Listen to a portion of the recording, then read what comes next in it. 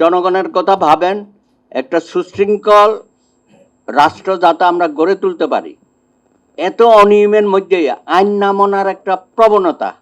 হ্যাঁ, এখন বিভিন্ন সময় দুর্ঘটনা হয়, তাও ছোটোখাটোগুলো না, মানে খুব বড় ধরনের একটা কিছু হলে আমরা কোর্টে যাই, কোর্টে গিয়ে সেখানে মামলা টামলা করি, কিছু হয়তো ওখান থেকে ক্ষতিপূরণ পাওয়া যায়।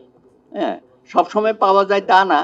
আর সিভিল, আপনি যদি নিচের কোর্টে যান, সিভিল আদালতে, তো কোনোদিনও এই মামলাগুলো নিষ্পত্তি হবে না। সুতরাং সবার পক্ষে তো আদালতে এসে রিটের মাধ্যমে ক্ষতিপূরণ আদায় করা এটা সবসময় সম্ভব হয় না। এগুলো আমরা অনেক দেখেছি। মানিকগঞ্জের একটা বড় মামলা হয়েছিল, আপনারা জানেন। ওই ওই মাইক্রোবাসটা তো ঢাকা বিশ্ববিদ্যালয়ের ওখানে এখনো রেখে দেওয়া হয়েছে। তো এরকম অনেক কিছুই ঘটবে সমাজে, তখন আমরা সবাই আবার এগুলোর বিরুদ্ধে কথা বলবো, সোচ্চার হব, রাজপথে নামবো। কিন্তু কয়েক মাস পরে আবার যেই ছিল, যেই লাউ সেই কদুতে আমরা পরিণত হয়ে যাব।